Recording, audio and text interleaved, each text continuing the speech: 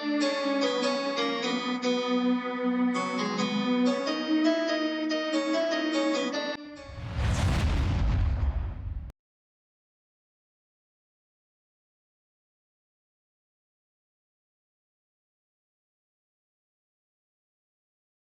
जी।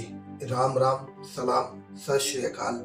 मेरे भारत के सभी देशवासियों को स्वागत है आपका अपने YouTube चैनल सर्वधर्म भारत में एक रियल स्टोरी के साथ। दोस्तों, आज हम दो ऐसे महान नायकों की कहानी लेकर आए हैं जिनके जीवन ने हमें ये सिखाया है कि देश के लिए प्रेम किसी भी धर्म या जाति से हमेशा बढ़कर होता है। एक तरफ थे हिंदू बैकग्राउंड से आने वाले एक कवि, एक प्रधानमंत्री श्री अटल बिहारी वाजपेयी, और दूसरी तरफ थे एक मुस्लिम फैमिली से आने वाले एक साइंटिस्ट, टीचर और राष्ट्रपति श्री डॉक्टर एपीजे अब्दुल कलाम साहब। अटल जी का जन्म 25 दिसंबर 1924 में ग्वालियर, मध्य प्रदेश में हुआ था।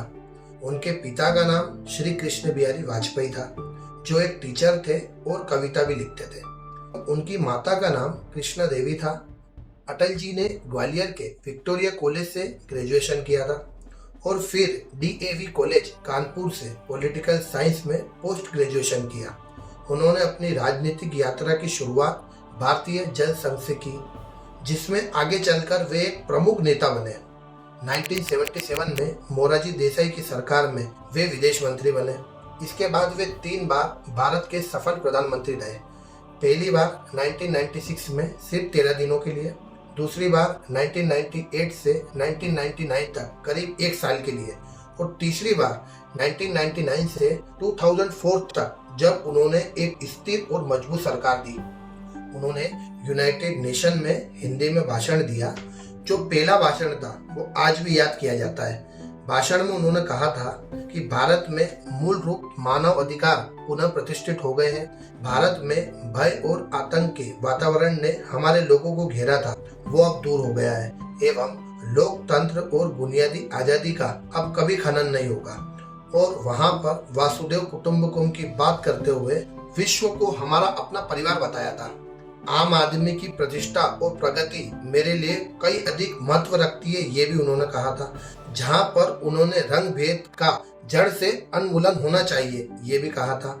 मानव के कल्याण तथा उसके गौरव के लिए त्याग और बलिदान की बेला में कभी पीछे नहीं रहेंगे, ये भी अटल जी ने कहा था। अटल जी सिर्फ नेता नहीं थे, वो एक कवि भी थे। उनकी कविताएं आज भी लोगों को प्रेरणाएं देती है। वह कहते थे, छोटे मन से कोई बड़ा नहीं होता, टूटे मन से कोई खड़ा नहीं होता। वहीं अब हम बात करेंगे हमारे दूसरे नायक डॉक्टर एपीजे अब्दुल कलाम साहब जी की।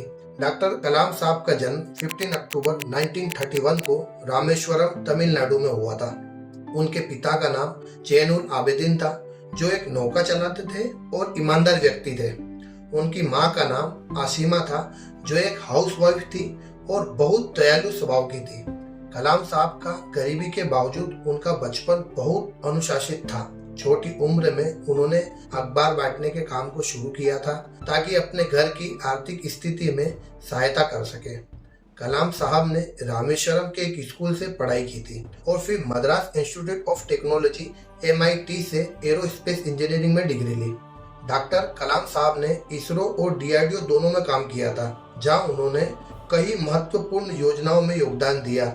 वे SLV-3 के मिशन डायरेक्टर थे, जिसमें रोहिणी सैटेलाइट को पूरी सफलता के साथ स्पेस में भेजा गया था, और उन्होंने भारत के मिशन डेवलपमेंट प्रोग्राम में मुख्य भूमिका निभाई थी। 2002 में डॉक्टर कलाम साहब भारत के 11वें राष्ट्रपति बने। वे एक ऐसे राष्ट्रपति थे जो लोगों के बीच रहा करते थे, और खासकर युवाओं के साथ। उन्होंने हमेशा स्टूडेंट को प्रेरणा दी, उनसे मिलते, उनकी बातें सुनते और उनके सपनों को साकार करने की प्रेरणा भी देते थे। उनका मानना था, सपने वो नहीं होते जो नींद में आते हैं, सपने वो होते हैं जो आपको सोने ना दे। अब हम बात करेंगे दोनों महान नायकों की सूझबूझ और समझदारी और एकता के साथ चलते हुए सफल पोखरण मिशन की, जो भारत के लिए एक अहम मिशन माना जाता है। मार्च 1998 में अटल बिहारी वाजपेयी जी ने प्रधानमंत्री पद संभाला। उन्होंने निर्णय लिया कि अब समय आ गया है कि भारत अपने न्यूक्लियर क्षमताओं को टेस्ट करे। पीएम वाजपेयी जी ने सीधे निर्देश दिए कि टेस्ट की तैयारी सुरक्षित, कठोर और गोपनीय तरीके से की जाए। उस समय DRDO के chief doctor APJ Abdul Kalam साहब थे और इस मिशन के टेक्निकल डायरेक्टर भी थे। उनके साथ डॉक्टर R चिदम्बरम थे, जो डिपार्टमेंट ऑफ एटॉमिक एनर्जी के हेड थे। कलाम सर ने टीम बनाई जिसमें साइंटिस्ट, इंजीनियर और मिलिट्री के लोगों को रखा, जिन्होंने मिलकर गोपनीय तरीके से काम शुरू किया। सब कुछ टॉप सीक्रेट था। टेस्टिंग की सारी तैयारी पोखरण रेंज राजस्थान में हो रही थी, लेकिन इसकी खबर किसी को भी कानो कान नहीं थी। अमेरिका का CIA सैटेलाइट रोज भारत के ऊपर से गुजरता था। कलाम सर और उनकी टीम मोस्टली काम रात के समय में करते थे और दिन के समय में सब कुछ रेत से ढक दिया जाता था। सारी मशीन आर्मी के ट्रक में छुपा कर लाते और ले जाते थे और सभी साइंटिस्ट आर्मी की यूनिफॉर्म में काम करते थे।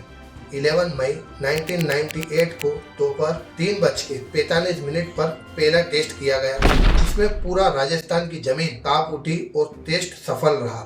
2 दिन बाद 13 मई 1998 को 2 और न्यूक्लियर टेस्ट सफलतापूर्वक किए गए। पीएम अटल जी ने प्रेस कॉन्फ्रेंस में कहा, भारत अब एक न्यूक्लियर पावर है। ये सिर्फ सेल्फ डिफेंस के लिए है, किसी के खिलाफ नहीं। दुनिया भर में हल्ला मच गया और इस तरह से गोपनीय मिशन से दुनिया भर को हैरान कर दिया। न्यूक्लियर टेस्ट सफल होने के बाद अटल जी ने कहा, हम शांति के पक्ष में हैं, लेकिन अगर जरूरत पड़ी तो हम अपनी सुरक्षा के लिए किसी भी कदम से पीछे नहीं हटेंगे। वहीं कलाम सर ने जमीन को छूकर विक्टोरी टू इंडिया बोला था। अटल जी ने 2009 में बिगड़े स्वास्थ्य के चलते उन्होंने राजनीतिक जीवन से संन्यास लिया और पब्लिकली लोगों से मिलना जुलना बंद किया। देश की सेवा के लिए उन्होंने भारत रत्न से सम्मानित भी किया गया। 16 अगस्त 2018 को उनका देहांत हुआ और पूरा देश शोक में डूब गया। वही हमारे दूसरे नायक कलाम साहब 27 जुलाई 2015 को शिलोंग स्टूडेंट को लेक्चर दे रहे थे। उसी वक्त उन्हें हार्ट अटैक आया और उनका देहांत हो गया। पोडियम पर अपने छात्रों के बीच अंत तक वे टीचर ही रहे। जीवन के अंतिम पल तक सीखना और सिखाना उनकी अंतिम इच्छा थी। जब एक विजनरी साइंटिस्ट और एक विजनरी लीडर मिलते हैं तो इतिहास बनता है और पोखरण 2 उसी इतिहास का एक गवाह है। कलाम सर एक मुस्लिम थे, अटल जी एक हिंदू थे, लेकिन उनका भारत प्रेम धर्म से ऊपर था। कलाम सर रामायण पढ़ते थे, वहीं दूसरी तरफ अटल जी उर्दू शायरी समझते थे। ये था द रियल इंडिया। दोनों ने रिलीजन को कभी राजनीति और प्रोग्रेस के बीच नहीं आने दिया।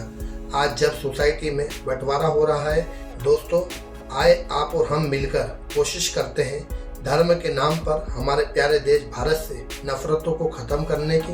वीडियो अच्छा लगा हो तो लाइक करें, शेयर करें, चैनल को सब्सक्राइब जरूर करें। यह वीडियो कैसा लगा कमेंट बॉक्स में एक प्यारा सा कमेंट जरूर करें।